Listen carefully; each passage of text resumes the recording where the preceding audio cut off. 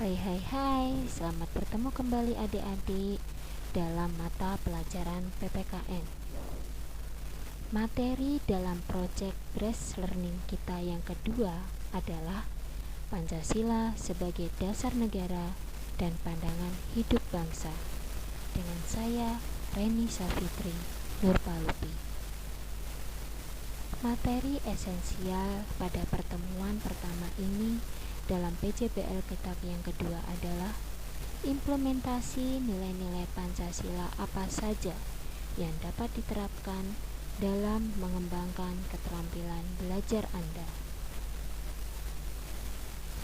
Mari anak-anak kita bahas sebelumnya tentang nilai-nilai Pancasila yang tidak terlepas dari 3 dimensi Pancasila. 3 dimensi Pancasila apa sajakah itu? Yang pertama adalah dimensi realitas, yaitu nilai-nilai yang berkembang secara nyata dalam masyarakat Indonesia. Contohnya, suka menolong dan bergotong royong, beriman dan bertakwa kepada Tuhan, suka bermusyawarah, dan lain-lain. Yang kedua adalah dimensi idealitas, yaitu nilai luhur dan ideal yang dicita-citakan bersama.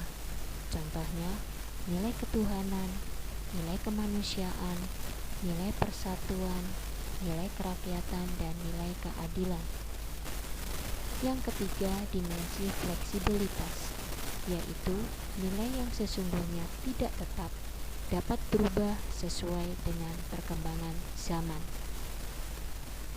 Mari anak-anak, sesuai dengan materi esensial kita akan membahas tentang nilai ideal Pancasila atau kita kenal dengan dimensi idealitas.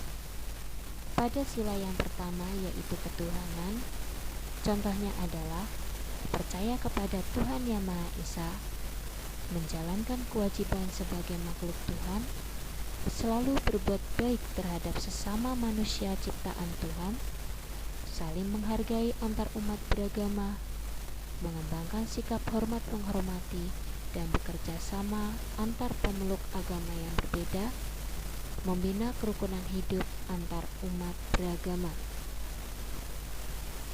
Selanjutnya, nilai ideal Pancasila kita yang kedua adalah kemanusiaan.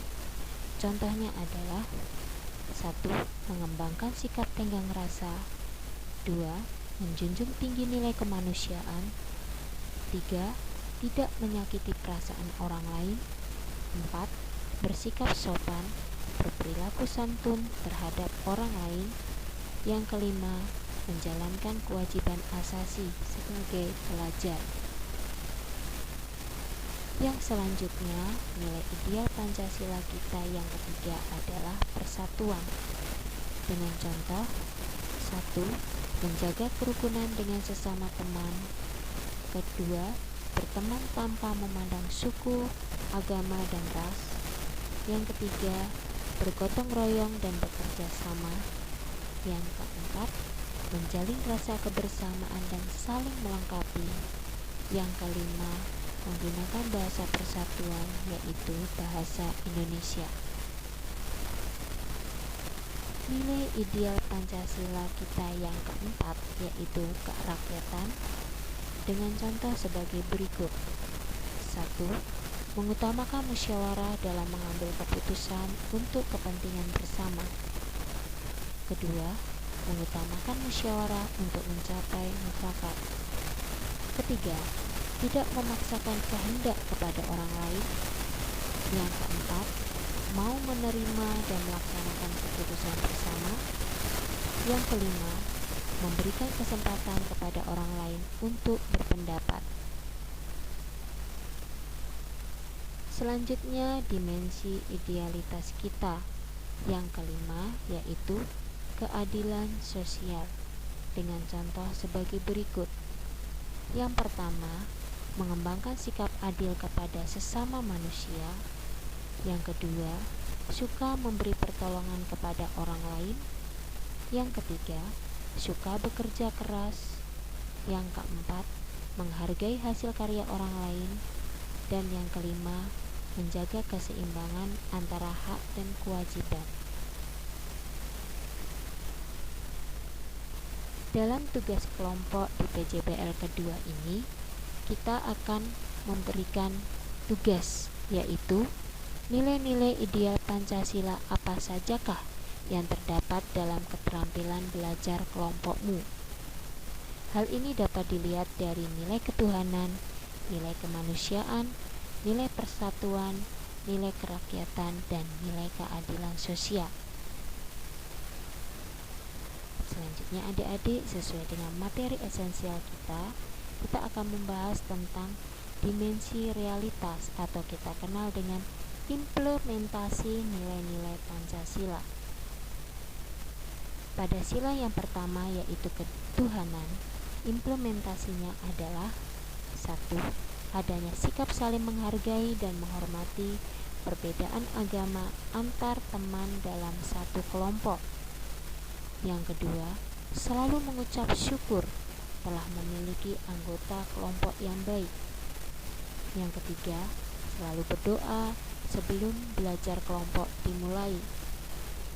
Yang keempat, tetap menjalankan ibadah agamanya.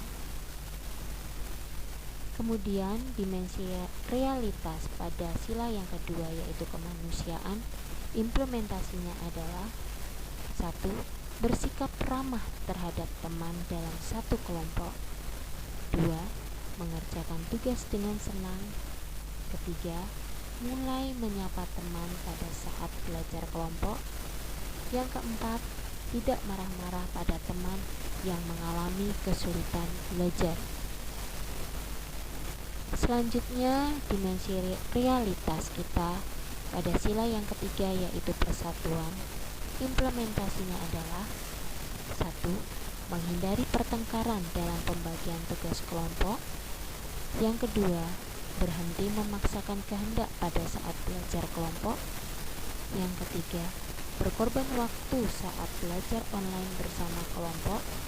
Yang keempat, menjalin kerjasama yang baik dan tidak membedakan teman pada saat belajar kelompok.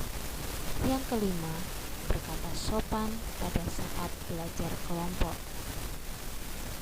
Selanjutnya, dimensi realitas kita pada sila yang keempat, yaitu kerakyatan. Implementasinya adalah 1. Menyelesaikan setiap tugas kelompok dengan musyawarah atau diskusi kelompok.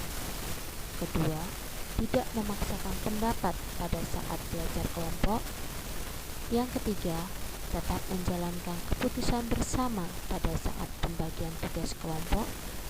Yang keempat, menerima setiap pendapat teman pada saat belajar kelompok. Selanjutnya, dimensi realitas kita pada sila yang kelima, yaitu keadilan. Implementasinya adalah 1. Membagi tugas kelompok dengan adil. 2. Memberikan kesempatan kepada teman untuk berusaha. Yang ketiga, tidak malas pada saat mengerjakan tugas kelompok. Dan yang keempat, tidak mengulur-ngulur waktu pada saat online bersama dengan teman dalam satu kelompok. Maka, tugas kita yang kedua dalam PJBL yang kedua adalah implementasi nilai-nilai Pancasila apa saja yang dapat diterapkan di dalam kelompokmu di dalam keterampilan belajar di PJBL yang kedua. Implementasi nilai-nilai Pancasila ini tidak boleh terlepas kaitannya dengan nilai-nilai ideal Pancasila yang pertama sudah kalian pilih.